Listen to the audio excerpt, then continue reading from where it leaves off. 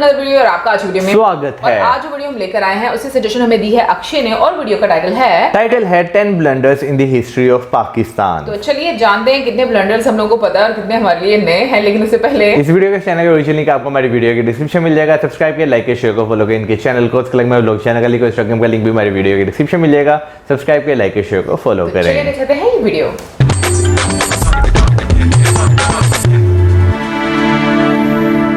अस्सलाम वालेकुम नाज़रीन, जियो न्यूज़ पर आप देख रहे हैं आपस की बात। मैं हूं मुनीब फारूक और मेरे साथ मौजूद हैं नजम सेठी साहब।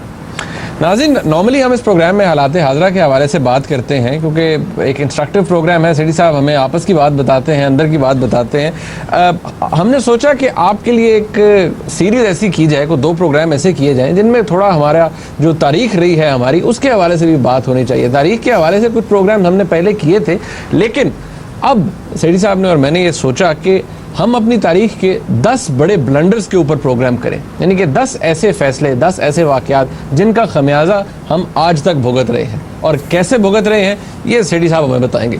सेठी साहब, ब्लंडर्स हमने 10 सेलेक्ट किए हैं। वैसे तो मेरे ख्याल में बेताशा बन जाते हैं, लेकिन ये 10 ऐसे जिनसे हमारी तारीख तब्दील हो गई। मुनीब, पहली बात यह है कि गलतियां तो बहुत हुई, मगर ब्लंडर मैं उस चीज़ को कहूँगा जिसके साथ तारीख बदल जाती है, मुस्तकबल बदल जाता है, किस्मत बदल गई, किस्मत ही बदल जाती है और फिर आप वापस नहीं जा सकते, वो भुगतना पड़ना। तो इसलिए मैंने 10 चूज़ किए हैं, वो टर्निंग पॉइंट्स थे। तो पहले से शुरू करते हैं। सबसे पहला ब्लंडर वो था कि जिस दिन आपकी सिविल मिलिट्री हुक्मरान तबके ने आज़ादी के बाद, जिसमें कायदे आज़म मोहम्मद अली जिन्ना भी शामिल थे, ये फैसला किया कि अमेरिका के साथ एक स्ट्रेटेजिक रिलेशनशिप, एक स्ट्रेटेजिक अलायंस बनाना है। ठीक, ये पहली हमाकत थी।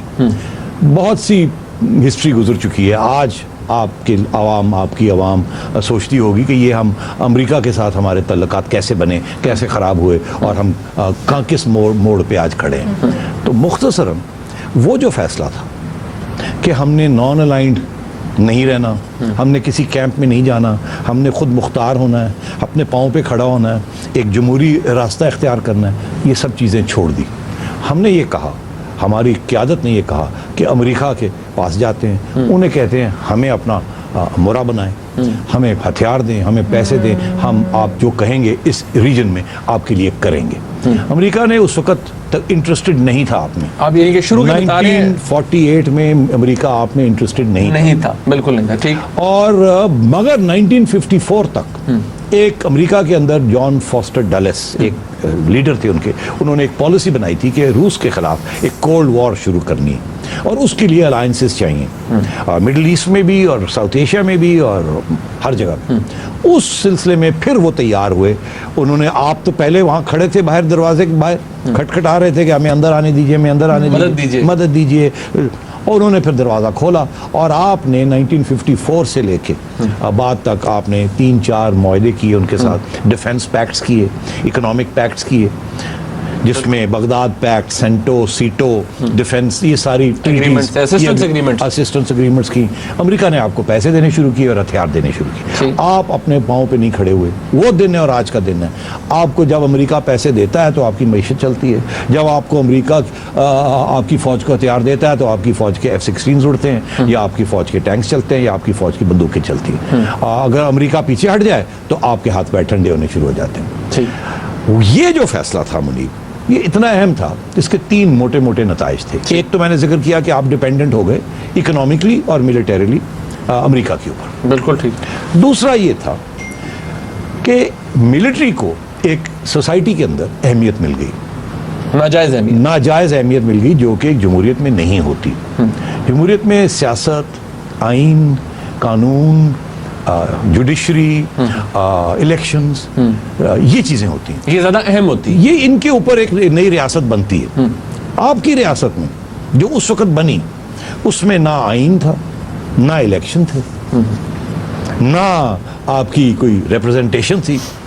तो उसमें क्या था? उसमें ये था कि एक सिविल ब्यूरोक्रेट्स और मिलिट्री ब्यूरोक्रेट्स, ये इन्होंने हाथ जोड़ लिए, इकट्ठे कर लिए और इन्होंने अमेरिका के सामने जाके घुटने टेक दिए और कहा लाओ पैसे दे दो, जो कहेंगे हम करेंगे। वो दिन है और आज का दिन है कि हम मोहताज हो गए। सुनिए, सबसे पहली चीज़ ये कि कोल्ड वॉर में आपने अमेरिका का साथ दिया। अगर आप वो रास्ता इख्तियार करते जो कि हिंदुस्तान ने इख्तियार किया, हिंदुस्तान ने सबसे पहला फैसला क्या किया कि उन्होंने कहा हम किसी अमेरिका के साथ नहीं जाएंगे, हम रूस के साथ नहीं जाएंगे, हम खुद मुख्तार होंगे, एक नॉन अलाइंड मूवमेंट बनाएंगे। बिल्कुल अमेरिका हिंदुस्तान की क़यादत जिसमें जवाहरलाल नेहरू साहब थे, उन्होंने टीटो साहब यूगोस्लाविया के, सुकार्नो साहब इंडोनेशिया के और नासर साहब इजिप्ट के, उनके साथ मिल के एक नॉन अलाइंड मूवमेंट, मतलब खुद मुख्तार मूवमेंट, ना इधर का ना उधर का, खुद अपने पाँव पे खड़े, वो उसकी क़यादत रखी, उसकी बुनियाद रखी।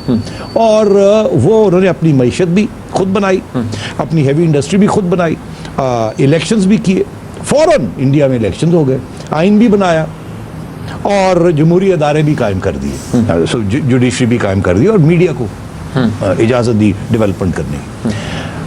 तो इस तरीके से इंडिया एक रास्ते पे चला गया जो सही था, जो सही था और आप बिल्कुल उसके बरक्स चले गए। क्यों? क्योंकि आप अमेरिका के मोहताज हो चुके थे।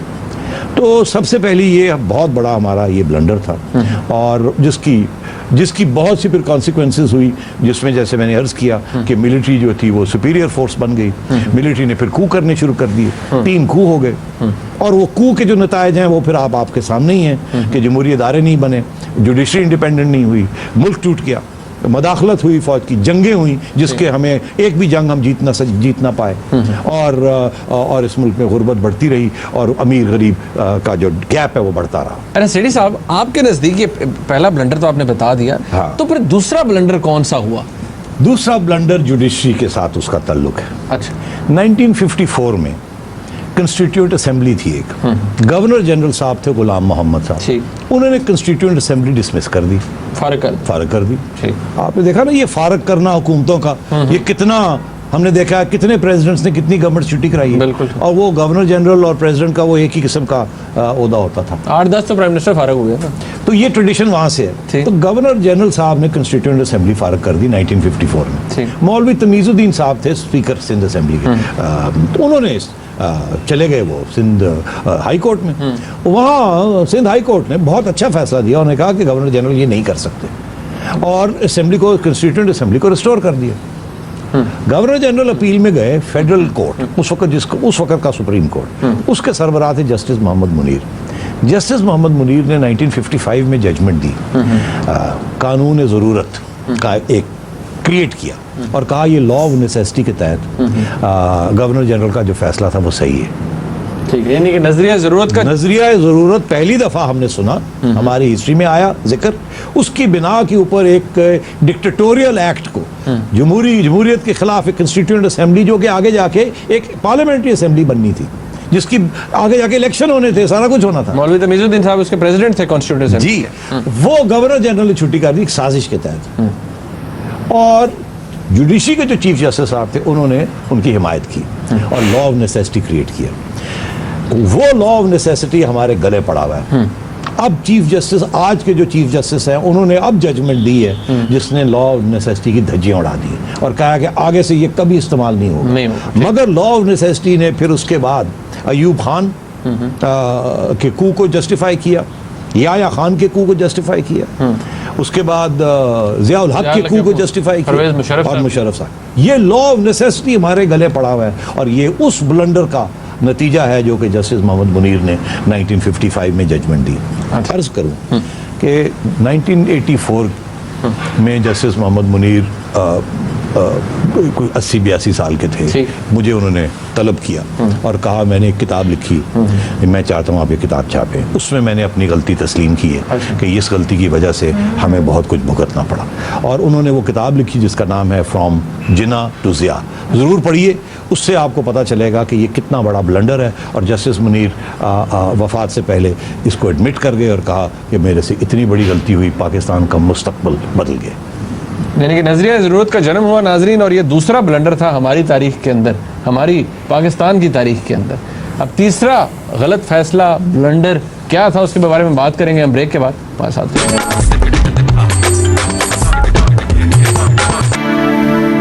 नाजरीन, तीसरा बुरा फैसला, तीसरा ब्लंडर, तीसरा धमाका खेज फैसला क्या था पाकिस्तान की तारीख के अंदर, वो सेठी साहब बताएं। 1954 1954। 1954। ठीक प्राइम मिनिस्टर मोहम्मद अली बोगरा ठीक।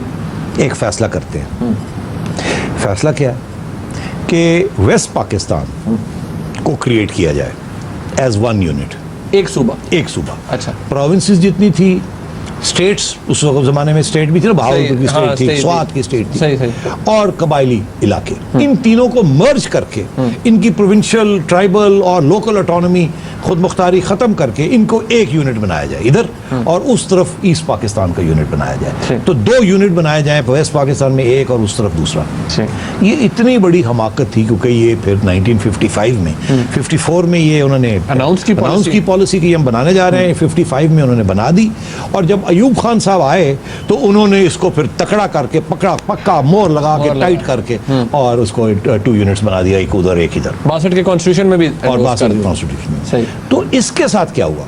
नताइज बहुत अहम है। नताइज क्या थे? सबसे पहले देखा आपने, इस मुल्क में बलोचिस्तान कहता है कि वो दिन है और आज का दिन है, हमें खुद मुख्तारी, हमसे पूछा नहीं गया, हमसे बंदूक रख के हमें धकेल दिया गया एक अरेंजमेंट के अंदर, जो कि हमसे वादा नहीं था कायदे आज़म का। हमारे साथ तो वादा कुछ और था कि हमें खुद मुख्तारी होगी, हम रियासत का हिस्सा होंगे मगर खुद मुख्तारी होगी। यही पश्तून कहते रहे कि हमें तो पश्तूनख्वा बनानी थी, ये पश्तूनिस्तान बनाना था, पाकिस्तान के अंदर रह के हमें खुद मुख्तारी मिलनी चाहिए थी, वो नहीं मिली, हमें वेस्ट पाकिस्तान का हिस्सा बना दिया।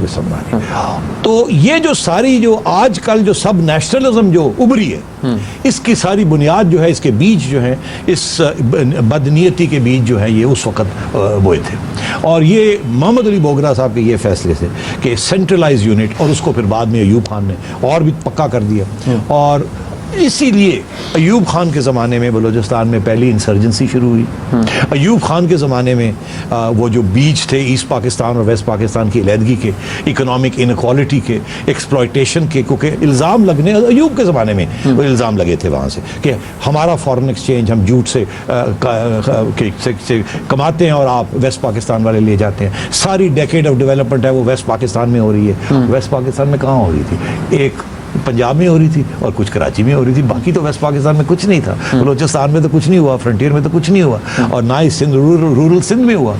तो ये जो इल्ज़ाम लगता है पंजाबी डोमिनेशन और ये पंजाबी सिविल मिलिट्री डोमिनेशन, ये सारी बातें जो है, ये 1 यूनिट की जो फैसला था उसके पर ये सारी चीज़ें निकली हैं उससे। तो वो इतना गंदा फैसला था कि आज आप देखें 60 साल के बाद हम उसको अंडू करने की कोशिश कर रहे हैं। कोई कहता है हज़ारा सूबा, कोई कहता है हमें सराइकी सूबा चाहिए। अगर आप उस वक़्त ये कदम ना उठाते, आप वो प्रोविंसेस रहने देते और एक लूज फेडरेशन बना लेते, तो फिर ये इतनी जो स्प्लिंटरिज्म है, फैक्शनलिज्म है इस मुल्क में, वो ना होती। हिंदुस्तान ने पहले दिन से ये फैसला किया था कि आइन बनाएंगे, जमहूरियत बनाएंगे, नॉन अलाइन रखेंगे, और 1 यूनिट नहीं बनाएंगे, 30 यूनिट्स बनाएंगे और 30 स्टेट्स और खुद मुख्तारी करेंगे। और फिर वो स्टेट्स और बनाते गए आहिस्ता आहिस्ता।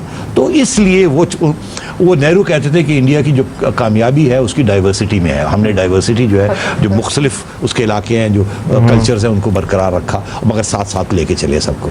यहाँ हमने डंडा मारा और कहा ऐसी की तैसी सब इकट्ठे हो जाओ, नहीं तो हम ये कर देंगे। उसकी वजह से ये बदनीयती की वजह से ये इतना दुख हुआ और लोग जुदा हो गए। श्री साहब, इसका एक सवाल ये भी बनता है ना कि इस ब्लंडर से भी ये भी जाहिर होता है कि कंट्रोल फ्रीक बहुत थे हमारे जो सेंट्रलाइजिंग टेंडेंसीज।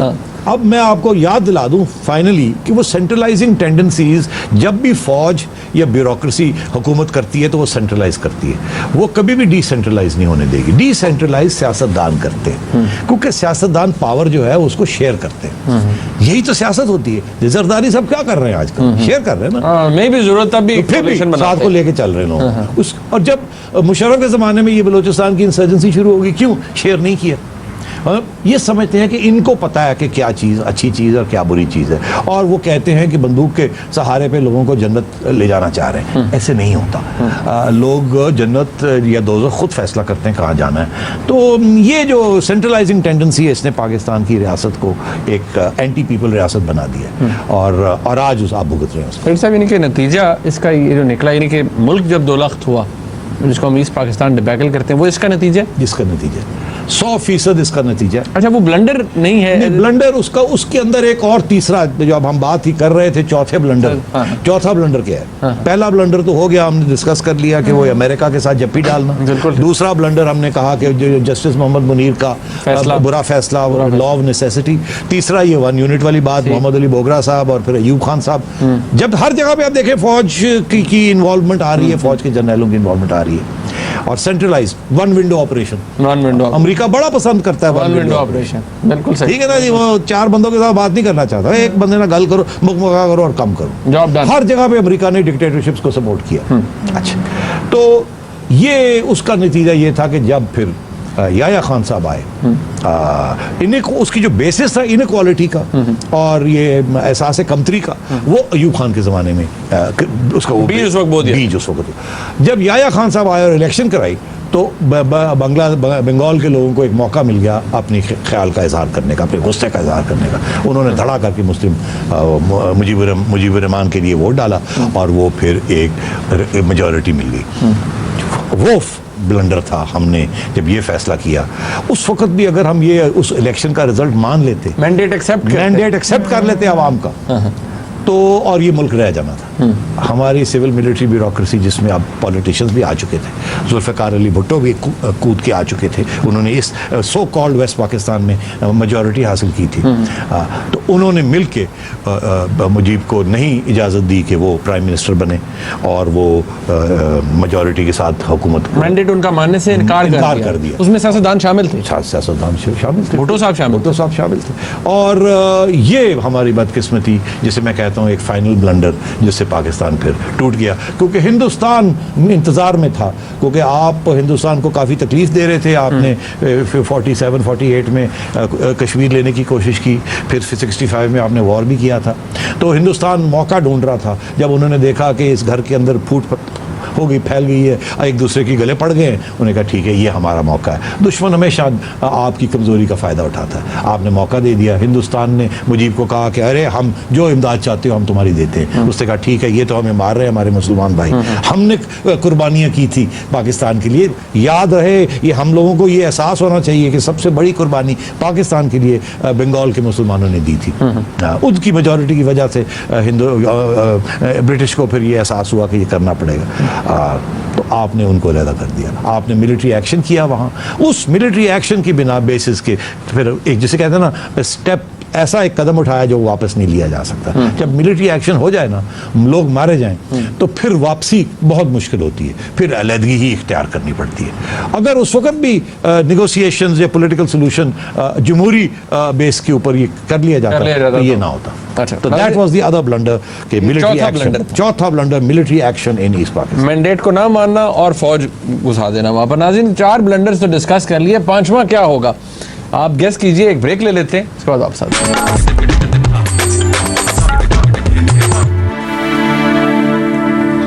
नाज़रीन, 5वां ब्लंडर, 5वां गलत फैसला क्या था, किसने किया और उसका नतीजा क्या भुगता हमने? सेठी साहब, 5वां जुल्फ़िकार अली भुट्टो साहब का कत्ल, अदालती कत्ल। अदालत और फौज इकट्ठे थे, उन्होंने मिलकर ये फैसला किया और उनके जो पिट्ठू थे सियासत में, उन्होंने उनकी हमायत की। अब वो कैसे हुआ, वो लंबी कहानी है, वो यहाँ उसका ज़रूरत नहीं है। हमने ये बताना है कि नताइज क्या था। सबसे पहला तो ये था कि पाकिस्तान के अंदर ये शहादत की सियासत इसके ये शुरू हो गई। कितने शहीद हो गए उसके बाद, और जो भी उठता है वो शहीद हो जाता है, और फिर शहादत के बेस के ऊपर आप लोगों के पास वोट लेने जाते हैं। तो ये एक किस्म की नई सियासी मोड़ था कि एक शहादत की क़यादत सामने आ गई। दूसरा ये इश्यूज नहीं, शहादत नंबर 1। नंबर 2, दी डिनेस्टीज, पॉलिटिकल डिनेस्टीज, रूलिंग खानदान, एक भुट्टो, दूसरा भुट्टो, तीसरा भुट्टो। ठीक, अब एक नवाज, दूसरा शरीफ, पहले एक शरीफ, दूसरा शरीफ, तीसरा शरीफ तैयार हो रहा है। एक चौधरी, दूसरा चौधरी, तीसरा चौधरी। बिल्कुल ठीक। एक वली खान, देक असफंदियार खान। बिल्कुल ठीक। एक मौलाना मुफ्ती महमूद, एक मौलाना फजल रहमान।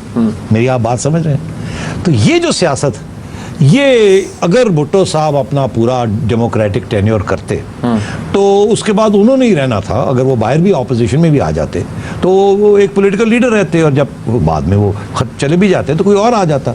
उनकी पार्टी बड़ी डायनेमिक पार्टी थी। हमदर्दी का वोट ना मिलता, हमदर्दी का वोट ना मिलता, इश्यूज के ऊपर वोट मिलता। तो ये जो सारे खानदानों की सियासत है, फैमिलीज की सियासत है, और ये जो शहादत की सियासत है, जिसने हमें बहुत नुकसान दी, क्योंकि हमें हमारी आवाम को वो मौका ही नहीं देते कि इश्यूज की बात करें। महंगाई की बात हो, इलेक्शन के अंदर फॉरेन पॉलिसी की बात हो, ये जो असली चीजें हैं जिसकी असर होता है आपकी जिंदगी के ऊपर, वो तो बातें होती नहीं इलेक्शन के अंदर। इलेक्शन के अंदर तो ये बातें होती कि भाई हमने खून दिया, अरे भाई खून देने की वजह से अब आपको इलेक्ट किया जाए क्योंकि आपने अच्छी हुकूमत करें या ना करें। तो ये इसके बहुत बड़े खतरनाक नताइज थे। और फिर उसके साथ पाकिस्तान की सियासत के अंदर एक बहुत बड़ी डिवाइड आ गई, जिसे आज तक आप कहते हैं कि एक आधा पाकिस्तान है जो पीपल्स पार्टी को वोट करता है और आधा पाकिस्तान बाकी लोग पार्टी को वोट करता है।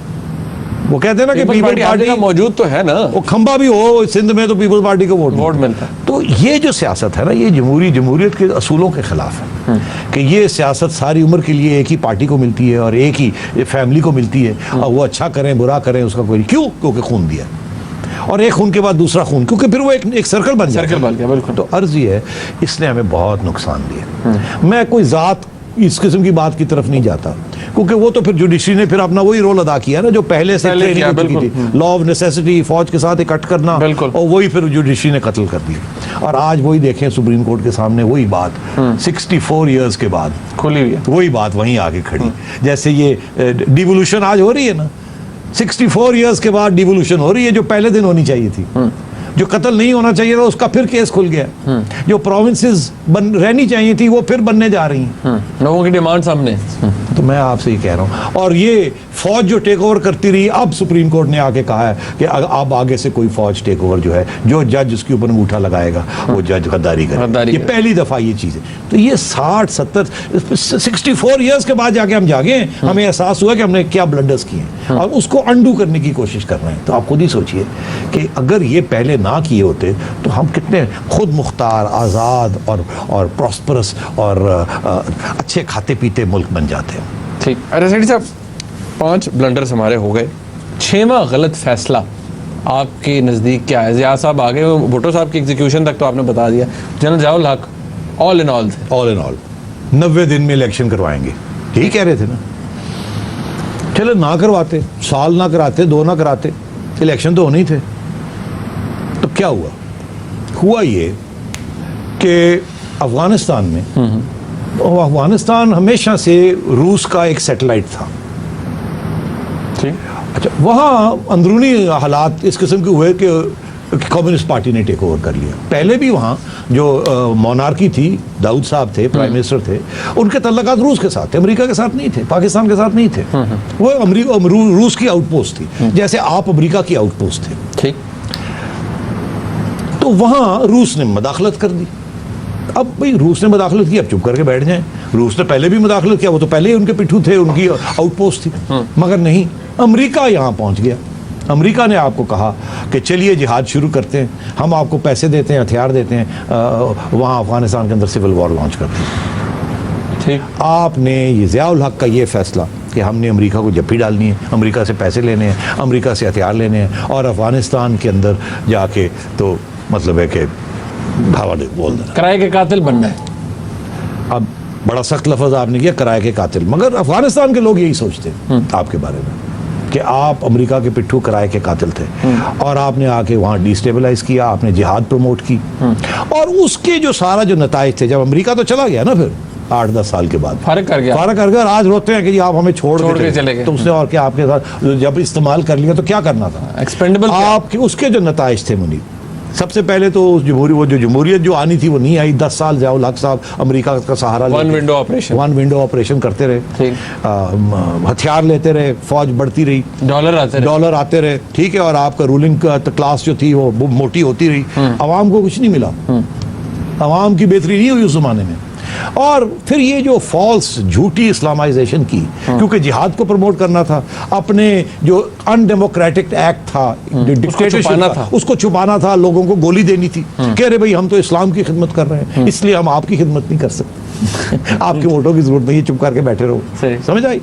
तो Kalashnikov culture, drug culture, violence, sectarianism, जिहाद, ये सारी चीजें जो आज आपके गले पड़ी हुई हैं, ये वॉर ऑन टेरर, ये जो आज की, आज आप यही आपकी फौज कह रही है ना, ये जिहादी जो है ये गले पड़ गए। ये किसने बनाए थे? ये क्लैशनोकॉफ कल्चर, ये break down of law and order, ये सेक्टेरियनिज्म, शिया सुन्नी कॉन्फ्लिक्ट, सुन्नियों के अंदर कॉन्फ्लिक्ट, ये तालिबान बरेलवियों को मार रहे हैं, आपस के अंदर लड़ाई झगड़े हो रहे हैं कि जी इस्लाम है क्या क्या नहीं। इसकी ये सारा जिन जो थे ना, ये 1980s में ज़ियाउल हक साहब ने निकाले, और ये वही था कि आपने फिर अमेरिका के साथ मिलके ये एक नया एडवेंचर शुरू किया जिसके आज तक आप भुगत रहे हो। अच्छा सर साहब, एक सवाल है कि ये जो हमें एक लत पड़ गई इस सॉफ्ट स्ट्रेटेजिक डेप्थ रखने की, अपना हाथ रखने की अफगानिस्तान के अंदर, ये भी उस वक्त पड़ी? ये उसी वक्त तो क्रिएट हुई। उससे पहले तो आपको याद नहीं है मुनीब, आप तो शायद बहुत नौजवान थे या शायद पैदा ही नहीं हुए थे।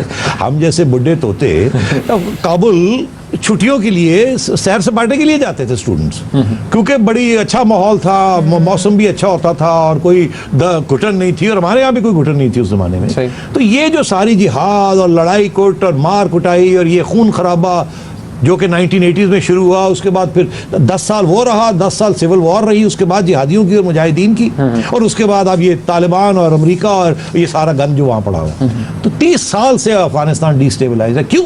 कि आपने अमेरिका का साथ देख के उसको वहाँ आप पहुँच गए और आपने प्रॉक्सीज बना दी और आपने ये सारे नॉन स्टेट एक्ट। अच्छा सर, जल्दी से बताएं कि हमने फिर 7वां ब्लंडर कौन सा किया?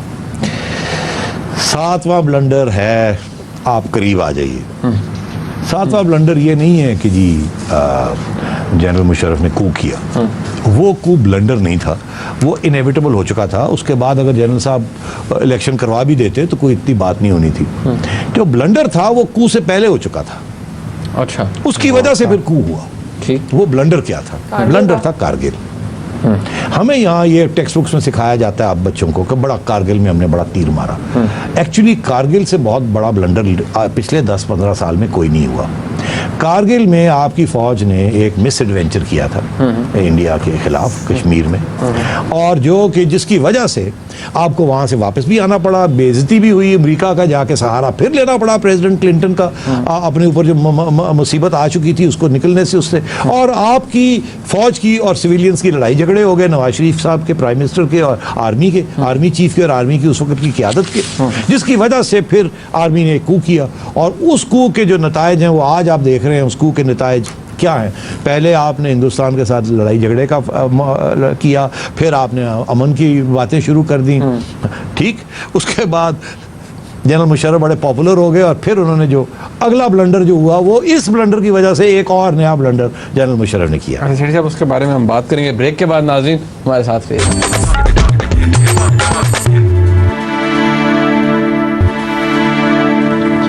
नाज़रीन, मेरा ख्याल है, मेरा जो अंदाज़ा है वो अब ठीक निकलेगा। पहले मेरी लाइन बड़ी बुरी तरह से पिट रही है। सेठी साहब, मैं जितने ब्लंडर्स कहता हूँ आप कहते हैं कि ये फलाने का नतीजा है, तो मेरे ख्याल में आप ब्लंडर जो है वो मेरे नज़दीक 9-11 है।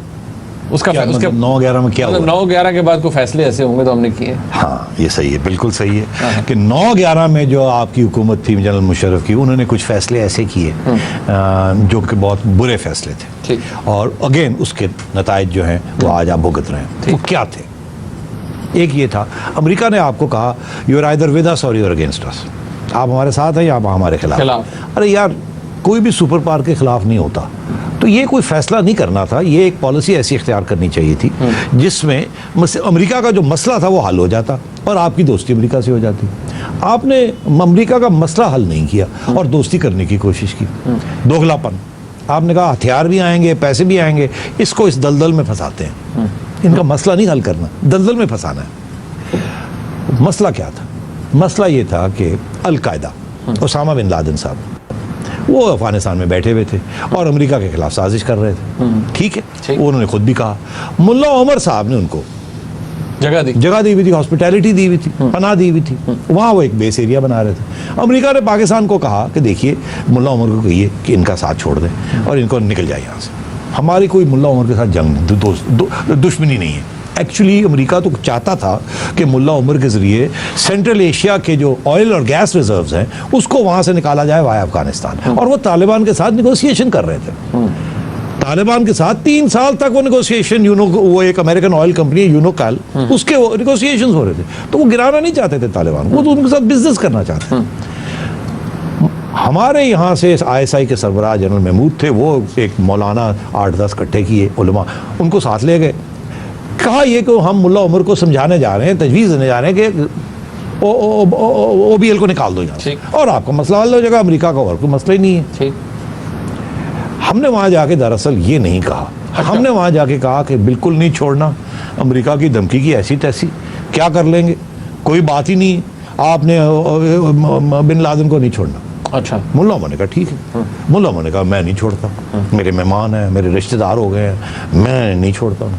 तो फिर अमेरिका ने यहाँ इंटरवेंशन कर दी। अगर उस वक्त आप मुल्ला उमर को समझा लेते, बिकॉज मुल्ला उमर आपके ऊपर डिपेंडेंट था, आपकी वजह से उसकी हुकूमत को रिकग्निशन मिली थी, आपने UAE और सऊदी अरेबिया से रिकग्निशन दिलवाई थी। सिर्फ 3 ही ममालिक थे दुनिया के जो मुल्ला उमर की रेजीम को रिकग्नाइज करते थे, तो वो आपका तो मोहताज था, आप उसको समझा सकते थे, आपने कोशिश ही नहीं की, आपने उसके बरक्स उसको एडवाइस दी, जिसकी वजह से फिर अमेरिका ने बमबारी की, और अमेरिका ने आप और अमेरिका फिर एक नया अलायंस आपने बनाया, जो आज आप पछता रहे हैं कि आपने क्यों किया वो अलायंस, और अमेरिका भी अब पछता रहा है कि वो अफगानिस्तान में कहाँ जाके दलदल में वो फंस गया, निकलने जोगा ही नहीं रहा। और उसके नताइज ये जो वॉर ऑन टेरर है, जिसमें 35,000 पाकिस्तानी, 4,000 पाकिस्तान की अफवाज ये मारे गए हैं, और अरबों, कहते हैं 10 अरब डॉलर का नुकसान हो गया पाकिस्तान की अफवाज को, पाकिस्तान की इकोनॉमी को, कहते हैं 65 बिलियन डॉलर 10 साल में हमें नुकसान हो गया, हमारी सड़कें उड़ गई, हमारी सोसाइटी उड़ गई, हमारी मईशत बैठ गई, सारा कुछ ये। हालांकि अमेरिका कहता है मैंने आपको 20 अरब डॉलर भी दिए और जाने अलहदा गई। तो ये सारी उस हमाकत, उस गलत फैसले की, और उसके बाद फिर जाहिर है एक फैसले के बाद फिर 10 और गलत फैसले, One thing leads to the other, एक झूठ बोले 10 और झूठ बोलने, एक गलत फैसला करे 10 और गलत फैसले करने पड़ जाते। तो वो एक बहुत बड़ा ब्लंडर था जिस तरीके से अमेरिका के साथ आपने वापस जप्फी डाली, और फिर उसको अफगानिस्तान में इन्वॉल्व किया, और फिर खुद आप अफगानिस्तान में इन्वॉल्व हो गए। अगला ब्लंडर सेठी साहब आपके नज़दीक कौन है? परवेज मुशर्रफ साहब बड़े ताकतवर थे, ऑल इन ऑल थे ना। परवेज मुशर्रफ साहब, आप याद रखिए जब उन्होंने अपनी किताब लिखी थी, उस वक्त वो किताब लाखों की कॉपीज में बिक रही थी, इस मुल्क में लोग खरीद रहे थे, शौक से खरीद रहे थे, जबरदस्ती कोई नहीं। उनको हीरो थे 2006 तक, उनकी पॉपुलैरिटी 80% थी, इसीलिए तो वो उनको एहसास ही नहीं था कि मैं किसी दिन गिर भी सकता हूँ, मेरा डाउनफॉल भी आएगा। तो वो डाउनफॉल कहाँ से शुरू हुआ, जिसकी वजह से जैसे कहते हैं ना कि एक नई, जिसे कहते हैं ना एक नई ड्रामा शुरू हो गया। वो क्या था? वो ये था कि इन्होंने chief justice of Pakistan Iftikhar Mohammad Chaudhry साहब को अपने दफ्तर बुला के बेइज्जती करके और डिसमिस किया। वो दिन और आज का दिन है कि इतनी डिस्टेबलाइजेशन इस मुल्क की हो गई है। वो एक जुडिशरी बन रही थी, आज़ाद किस्म की जुडिशरी बनने जा रही थी, क्योंकि अगर चीफ जस्टिस साहब रह जाते, वो सारा ना होता, उनकी छुट्टी ना कराई जाती, तो जिस किस्म की वो सोच रखते थे, उन्होंने एक आज़ाद जुडिशरी बना लेनी थी, मगर स्टेबल जुडिशरी होती ना, आहिस्ता आहिस्ता जो बनती वो स्टेबल भी होती। उनको निकाल दिया, उसकी वजह से फिर एक 3 साल इस मुल्क में डिस्टेबलाइजेशन रही। उस डिस्टेबलाइजेशन की वजह की 2 नताइज थे। एक तो ये कि वो जो हिंदुस्तान के साथ अमन का जो प्रोसेस शुरू किया था वो डिरेल हो गया, कश्मीर का हल निकल रहा था वो ना निकला। दूसरा ये कि यहाँ इतनी डिस्टेबलाइजेशन हुई कि फिर मुशर्रफ साहब की भी छुट्टी हो गई, और फिर मोहतरमा का भी कत्ल हो गया। आप देख रहे हैं कितने उसके नताइज निकले। NRO आया, और फिर NRO आया, जिसकी आज तक आप लड़ाई झगड़े कर रहे हैं, और आज के जो जुडिशरी है इसकी लड़ाई एग्जीक्यूटिव के साथ, वो भी उसी का नतीजा है। अगर ये उस वक्त लड़ाइयाँ झगड़े ना होते और ये एक सिलसिला चलता, तो हम इस जगह पे ना पहुँचते, हॉस्टिलिटी ना होती, और ये एक जमहूरियत की तरफ सही तरीके से बढ़ते। और आखिरी ब्लंडर सेठी साहब आपके नजदीक क्या है? मैं बहुत सोच रहा था, कितने मिनट है? नहीं, हमारे पास कोई 2-2.5 मिनट है। 2-2.5 मिनट में एक ब्लंडर है, वो पसंद नहीं आएगी बात लोगों को, कुछ लोगों को, क्योंकि उसके भी नताइज होंगे। अच्छा, वो आप आगे देख, जाहिर है वो आगे आप नजर आएगा ना। अच्छा, वो ब्लंडर अभी इट्स इन द प्रोसेस। कुछ लोग तो कहते हैं यू आर लिविंग इट, मगर उसके जो डेंजरस कॉन्सिक्वेंसेस है ना, वो अभी आग नजर नहीं। वो ये कि जरदारी साहब का फैसला करना कि मैं प्रेसिडेंट बनना चाहूंगा, ये ब्लंडर, इसके बहुत असरात होंगे। अगर जरदारी साहब फैसला ना करते शुरू में कि मैंने प्रेसिडेंट बनना है, तो चीफ जस्टिस साहब की बहाली पहले दिन हो जानी थी। चीफ जस्टिस साहब की बहाली हो जाती तो जुडिशरी से खतरा नहीं होना था, लड़ाई झगड़े नहीं होने थे। प्रेसिडेंसी पे ना लेते तो नवाज शरीफ साहब की जो अलायंस बनाया था वो मिल के इस मुल्क को इस क्राइसिस से निकालते। ठीक। और ये जो दूसरे लोग हैं जिन्हें कहते हैं सियासी ऑर्फन्स, उनको अहमियत ना मिलती, ये 2 पार्टी सिस्टम बन जाता। एक बाई पार्टिजन खुद मुख्तार इलेक्शन कमीशन बनती, एक अकाउंटेबिलिटी ब्यूरो बनता, NRO की जरूरत ना पड़ती। आप मेरी बात समझ रहे हैं? और जमहूरियत की तरफ हम या अब फिर डिस्टेबलाइजेशन की तरफ जा रहे हैं। डेटे मिल रही हैं, पहले भी मिली है, फिर शुरू हो जाएगा। ये इंस्टेबिलिटी ना होती। और जैसे इसहाक डार साहब पहले बने थे फाइनेंस मिनिस्टर, वो रह जाते फाइनेंस मिनिस्टर, नून भी शामिल होती, दोनों मिलके इस मुल्क को इस क्राइसिस से निकाल लेते, जमहूरियत भी बरकरार रहती, किसी आर्मी चीफ को एक्सटेंशन की भी जरूरत ना करती, सारी चीज़ें अपने टाइम पे होती और एक नॉन न्यूट्रल किस्म का प्रेसिडेंट आ जाता। ये जो एक अमल है ना, ये अगर कायम हो जाता तो बहुत ज़बरदस्त बात होती। Neutral president, prime minister, alliances, stable government, economic revival, क्योंकि जब जहाँ पॉलिटिकल स्टेबिलिटी होगी इकोनॉमिक रिवाइवल तो होगी। अच्छा सेठी साहब 10 सेकंड है, मुझे बता दें, जरदारी साहब ने तो ये सोच के किया ना फैसला प्रेसिडेंट बनने का कि इम्यूनिटी मिल जाएगी, कोई खतरा कहीं से नहीं होगा, बाहर बैठे रहते तो कुछ भी हो नहीं, मगर वो इम्यूनिटी कहाँ मिली? अभी तक केसेस चल रहे हैं, किसी स्टेज पे भी वो इम्यूनिटी जो कि उनके पता है, अब वो 5 साल के लिए प्रेसिडेंट बने ना, हो सकता है कि वो निकाले जाए किसी स्टेज पे, या वो 5 साल के बाद फिर ना बन सके, कुछ भी हो सकता है। तो फिर ये इम्यूनिटी कहाँ गई? जेपरडाइज वापस आ जाएगी, ये गला नहीं छोड़ेगी। तो अर्ज ये है कि इसको और तरीके से हल करना चाहिए था, जमहूरी रवाज से, जमहूरी तरीके से। साहब बहुत शुक्रिया। नाज़रीन, आपने प्रोग्राम देखा, हमने कोशिश की है इस 40 मिनट के अंदर आपको 10 ब्लंडर्स के बारे में बताएं। आई एम श्योर आपने बहुत कुछ सीखा होगा, काफ़ी इंस्ट्रक्टिव रही गुफ्तगू। नाज़रीन, इस प्रोग्राम का फीडबैक हमें ज़रूर दीजिएगा देखने का। बहुत शुक्रिया, अल्लाह हाफ़िज़। भाई पाकिस्तान की हिस्ट्री के बारे में जब भी हम पढ़ते हैं या जानते हैं तो बहुत सारे चैप्टर्स ऐसे हैं जिन्हें हम जो है आप कह लें कि डार्क चैप्टर्स कह लें या हिस्ट्री के ऐसे चैप्टर्स कह लें जो कभी खुले ही नहीं है। अभी जैसे कि हमने बताया पाकिस्तान बनते साथ ही जो चीज़ें जो है जिस तरह फेस करनी पड़ी वो सबको जो है यहाँ पर जो है ऑलमोस्ट मालूम है कि भाई पाकिस्तान जो है वो स्टार्टिंग से लेकर अब तक जो है वो किन किन चीज़ों का शिकार रहा है। वेल मैं कहूँगी कि मोटी मोटी चीज़ों का आइडिया, लेकिन ये जो 10 ब्लंडर्स की बात की इसमें आई थिंक हम लोग को शायद कारगिल वाले के पता था, और वो भी जब से हम लोगों ने आपने पढ़ा नहीं था ना वीडियोस, वही कह रही मैंने देखना शुरू किया। अदरवाइज अगर हम बात करें स्टार्टिंग से लेकर लास्ट पॉइंट तक जितने भी ब्लंडर्स के बारे में बात की, मुझे नहीं लगता कि यहाँ पर आम इंसानों को इसके बारे में पता होगा या हमारी टेक्स्ट बुक्स में कभी बताया होगा कि भाई इस तरह की चीज़ें पास्ट में जो ब्लंडर्स हुए, जो गलतियां हुई। मुझे पता है कि सबसे बड़ी मिस्टेक क्या लगती है,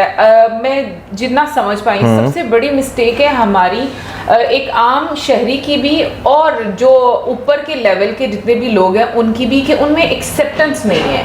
अपनी अगर गलती हो गई है ना उसको एक्सेप्ट करने की वो ताकत नहीं रखते कि अगर वो एक्सेप्ट कर लेंगे तो शायद वो छोटे बन जाएंगे। हालांकि मुझे ऐसा लगता है कि एक प्रोसेस इस तरह का होना चाहिए था कि अगर गलतियां हो रही हैं तो उससे सीखें और आइंदा किस साइड पर अपनी मुल्क की आपको डायरेक्शन लेकर जानी है वो करनी चाहिए। अभी ये जैसे नजम सेठी जी की बात करें तो मतलब जिस तरीके से उन्होंने स्टार्टिंग से बताया कि पाकिस्तान ने क्या एक रवैया इख्तियार किया और इंडिया ने क्या रवैया इख्तियार किया, और आज देखें कि पाकिस्तान और इंडिया आपको एग्जैक्टली उसी पॉइंट पर नजर आ रहा है जहां पर उन्होंने स्टार्ट जिस तरीके से लिया था।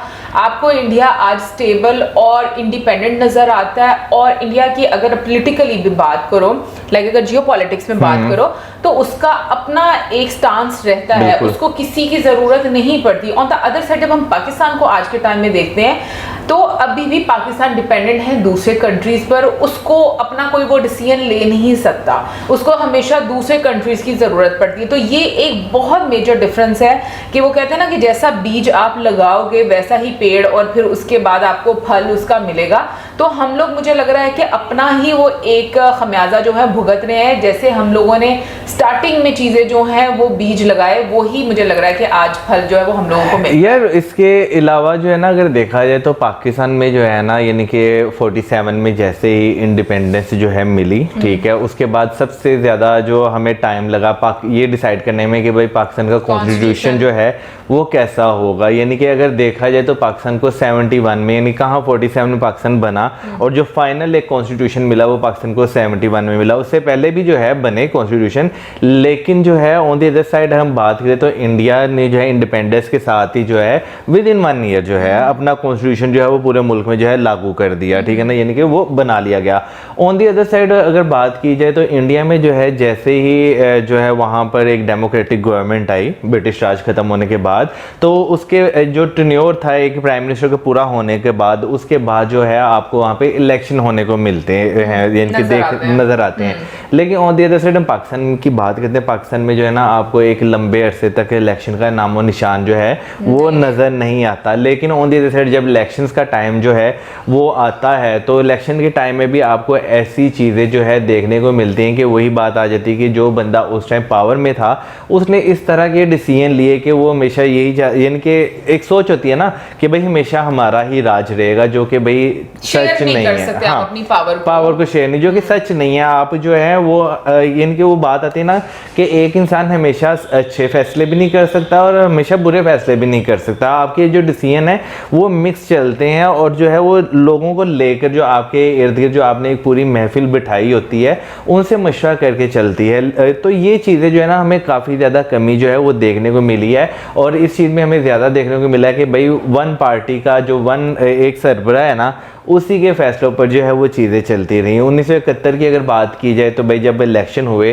तो इसमें कोई शक नहीं, जो शेख मुजीबुर रहमान थे वो मेजॉरिटी से जो है वो जीते थे वो इलेक्शन। और अगर देखा जाए डेमोक्रेटिक, क्योंकि देखा जाए उस लिहाज से तो उन्हें गवर्नमेंट जो है वो मिलनी चाहिए थी, लेकिन अगर उन्हें वो गवर्नमेंट जो है नहीं देगी, जिसका नतीजा जो है बाद में हमने देखा कि भाई जो ईस्ट पाकिस्तान था वो अलग हो गया। देखो, मैं अभी करंट सिनेरियो की भी बात करूँ ना तो मैं हमेशा ये बात करती हूँ क्योंकि ऑब्वियसली उस टाइम पर हम नहीं थे, ये एक हिस्ट्री का चैप्टर है हमारे लिए, और हम लोग आज प्रेजेंट टाइम में भी बात करें, मुझे लगता है कि जो पॉलिटिकल लीडर्स होते हैं ना उन्होंने कभी कंट्री की बेटरमेंट के लिए या कंट्री के बेहतरी के लिए कभी पावर में आने का नहीं सोचा। पॉलिटिकल लीडर्स ही मैं यहाँ पर बात कर रही हूँ। उसकी रीज़न ये है कि वो कभी मतलब कभी कोई गवर्नमेंट पपेट बन जाती है, कभी कोई गवर्नमेंट पपेट बन जाती है। और उस टाइम के पॉलिटिकल लीडर, जब मौसम बात कर रहे हैं कि मतलब शेख मुजीबुर रहमान के टाइम की बात करें कि वो एक मेजॉरिटी के साथ जीते, अगर उस टाइम पर जो पॉलिटिकल पार्टी के लीडर थे वो इंटरवीन नहीं करते और वो उस रिजल्ट को एक्सेप्ट करते, तो मुझे लगता है कि जो एक हालात है ना हमारी कंट्री की वो बहुत डिफरेंट होते। अनफॉर्चुनेटली कल्चर कभी उस तरीके से नहीं बनाया गया, जैसे कि शुरू से डिपेंडेंसी जो है वो एक रखी गई अमेरिका पर। एंड सीरियसली मैं कभी कभी ये चीज़ अब आकर ज़्यादा रियलाइज़ करती हूँ कि हम लोग ऐसे क्यों हैं, मतलब बीइंग अ पाकिस्तानी हमारी आदतें ऐसी क्यों हैं, क्योंकि हम लोगों को ऐसे बनाया गया है। हम लोगों को ये रियलाइज़ नहीं होता, क्योंकि जब आपको ना ज़्यादा बाहर की दुनिया से मिलने नहीं दिया जाता ना और उनकी बातचीत सुनने नहीं दी जाती, तो आपको लगता है कि आप ही सही हो। लेकिन जब आप बाहर की दुनिया से मिलते हो, लोगों की आपके बारे में क्या ओपिनियन, आप डिफरेंट ओपिनियन सुनते, इनिशियली आपको पसंद नहीं आती, बट बाय द टाइम आप ये चीज़ रियलाइज़ करते हो कि हाँ भाई हमारे अंदर तो ये खामियां हैं, और बहुत कम लोग हैं आज के टाइम में भी जो उसको करेक्ट करते हैं या ये चीज़ रियलाइज़ करते हैं। तो मुझे ये लगता है ना कि जो शुरू से एक डिपेंडेंसी रखी गई, एक शॉर्ट कट जो है वो इस्तेमाल किया गया, सीरियसली मैं आज के टाइम में भी अपने लोगों में ये चीज़ देखती हूँ कि इनके अंदर शॉर्टकट का इतना ज़्यादा कीड़ा है, इसीलिए हम सक्सेसफुल नहीं है। हम बाहर के कंट्रीज़ में जाते हैं, हम अपने मुल्क में रहते हैं, मतलब हम कहते हैं कि बस हम फटाफट कोई ऐसा काम कर लें कि जिसमें टाइम भी ज़्यादा ना देना पड़े और हम सक्सेसफुल भी हो जाए।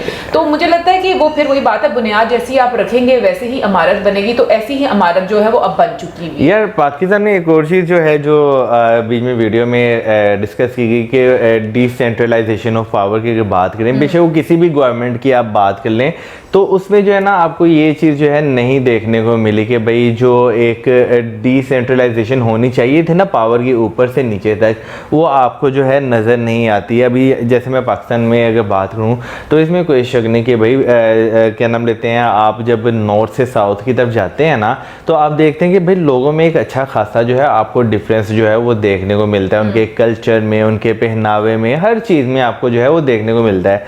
तो जो एक पावर थी ना लोगों में, वो उस तरह से कभी डिस्ट्रीब्यूट की ही नहीं गई, यानी कि नहीं की गई। और अगर अब आकर देखें तो आपको ये चीज़ जो है वो देखने को मिलती है कि भाई सोशल मीडिया पर आप देखें तो आपको हर यानी कि एक स्पेसिफिक इलाके के जो लोग हैं वो कहते हैं कि भाई हमारी एक अपनी स्टेट जो है वो होनी चाहिए ताकि हमारे यहाँ पे भी डेवलपमेंट हो सके, हमारे यहाँ पे भी जो एक शहर को जो है सहूलत मिल रही है वो हमारे यहाँ पे जो छोटे छोटे शहर हैं उन्हें भी वो चीज़ें जो है मिलनी चाहिए। और अगर देखा जाए तो भाई राइट पर भी हैं लोग जो हैं, क्योंकि अगर बात की जाए ना यहाँ पर तो जो एक बेसिक सहूलतें होती हैं वो हर इंसान को मिलनी चाहिए। अब एक बंदा जो है जो 400, 500, 600 किलोमीटर दूर बैठा हुआ है और अगर उसे जो है उस स्टेट की कैपिटल में काम है, ठीक है, तो उसे कितना सफ़र तय करके वहाँ तक जो है वो आना पड़ेगा। तो ये चीज़ें जो हैं, वैसे और भी बहुत सारी चीज़ें होती है, अगर डिसेंट्रलाइजेशन जो है वो बहुत अच्छे तरीके से की जाए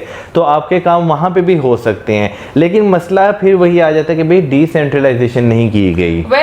इन शॉर्ट मैं कहूँगी ट्रांसफर ऑफ पावर जो है वो बहुत ज़्यादा ज़रूरी होती है और हंसी खुशी देना बहुत ज़्यादा ज़रूरत है, और इक्वल डिस्ट्रीब्यूशन ऑफ रिसोर्सेज भी बहुत ज़्यादा ज़रूरी है। और मुझे ये लगता है ना कि अभी जैसे मतलब जैसे हम लोगों ने वीडियो में देखा बहुत सारी नई चीज़ों के बारे में हम लोगों को पता चला, लेकिन ये है कि एक चीज़ जो मैं सोचती हूँ कि बहुत सारे लोग जैसे हम लोग जैसे लाहौर में रहते हैं और मैं और मौसम हम लोग कुछ दिन पहले ही बात कर रहे थे कि लाइक इस टाइम पर भी आकर हम लोगों को लोड शेडिंग जो है वो देखनी पड़ रही है। मतलब कितना अजीब आपको महसूस होता है कि आप बाकी दुनिया में देखो जहाँ पर इश्यूज ही कुछ और है और हम लोग अभी तक कहाँ पर फंसे हुए हैं। बट ऑनेस्टली बोलो एक और कंसर्न मेरा जो है वो ये कि लोग जो ना यहाँ पर कभी भी अपने लिए बाहर नहीं निकलते या अपनी प्रॉब्लम्स, अपनी इश्यूज के लिए बाहर नहीं निकलते, वो हमेशा किसी पार्टी और किसी इंसान के लिए बाहर निकलते हैं, जो कि मुझे लगता है कि अभी तक चेंज नहीं हुआ इस कंट्री में। और बहुत ज़रूरी ये है कि हमें कंसर्न ये होने चाहिए कि क्या हमारे जो बेसिक राइट्स हैं वो हमें मिल रहे हैं, क्या हमें बिजली पानी साफ मिल रहा है,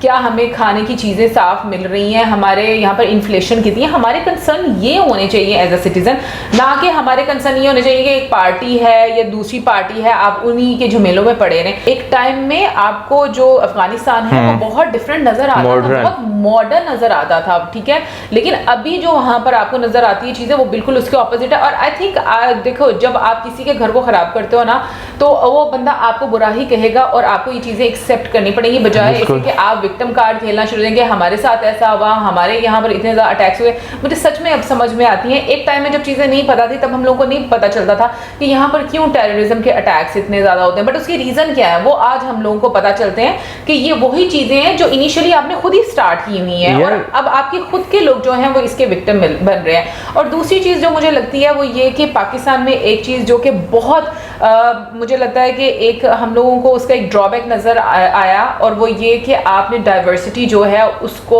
कंप्रेस करने की कोशिश की, उसको कंट्रोल करने की कोशिश की, और मैं कहूँगी कि इवेंचुअली आपने उसको इतना लिमिटेड कर दिया कि आपको डाइवर्सिटी नजर ही नहीं उस तरीके से आती, जो मुझे लगता है कि बहुत बड़ा ड्रॉबैक है। यार उसके साथ साथ जो है ना एक और चीज़ जो है कि हमारे जो हुक्मरान है ना उन्हें वो एक एग्जांपल है ना बेगानी शादी में अब्दुल्ला दीवाना, वो वाले जो है ना सीन करना जो है वो छोड़ देना पड़ेगा और जो है बहुत ज़्यादा सीरियस होकर पाकिस्तान के बारे में, क्योंकि अभी जो करंट सिचुएशन पाकिस्तान में चल रही है इसमें जो आपकी सियासी क़यादत है, ठीक है ना, उनका जो है वो मिलकर हल निकालना मुल्क के मसाइल का, क्राइसिस का, लोगों की ज़िंदगी की बेटरमेंट का बहुत ज़्यादा ज़रूरी है। तो जो अब वो एक टिपिकल चीज़ें हैं ना उन्हें छोड़कर जो है ना अब ऐसे जो है राह अपनाने चाहिए जो लोगों के बेनिफिट के लिए और मुल्क के बेनिफिट के लिए हो। ऑनेस्टली बताऊं मुझे कुछ भी चेंज चेंज नहीं लग रहा, जो हम लोगों ने हिस्ट्री पढ़ी है वो ही सेम रिपीट हो रही है और शायद वो ही सेम रिपीट होती रहेगी, क्योंकि जो हालात हम लोग अभी भी देख रहे हैं मुझे तो उसमें मतलब कुछ खास चेंज नजर नहीं आ रहा। बाकी आप जरूर बताइएगा कमेंट सेक्शन में कि आपको इनमें से कितने ब्लंडर्स के बारे में पता था। वैसे मैंने एक चीज जो देखी है कि ज्यादातर इंडियंस को पता होता है कि पाकिस्तान के बारे में, और पाकिस्तानियों को पाकिस्तान में रहकर ही नहीं पता होता। और सबसे ज्यादा हैरानगी की बात यह कि मेन स्ट्रीम मीडिया में ये वीडियो आई है और मेन स्ट्रीम मीडिया में बहुत सारे टॉपिक्स ऐसे चलते होंगे, लेकिन उसके बावजूद हम लोगों को इतना ज्यादा नॉलेज बेसिकली हम जो है ना बाकी एंटरटेनमेंट के जो है ना वो इतने हो चुके हैं आदि के, हम जो है ना इन चीज़ों की तरफ इतना ज़्यादा ध्यान ही नहीं देते कि आदि हो चुके हैं या आदि कर दिए गए हैं, हो चुके हुए हैं हम। ओके। लाजमी बात है आदत एक डाली जाती है, लेकिन जो है ना उसके बाद आप कंफर्ट जोन में इतना चले जाते हैं कि आपको ये फर्क ही नहीं पड़ता कि क्या हो रहा है। एनीवे गाइस, ये तो थी हमारी आज की video. Thank you so much Akshay इतनी अच्छी वीडियो सजेस्ट करने के लिए। हमारे लिए भी एक नई चीज़ थी, हमें नई चीज़ों के बारे में पता चला और इसी साथ हमें जो हमारी video like, subscribe, share, good bye.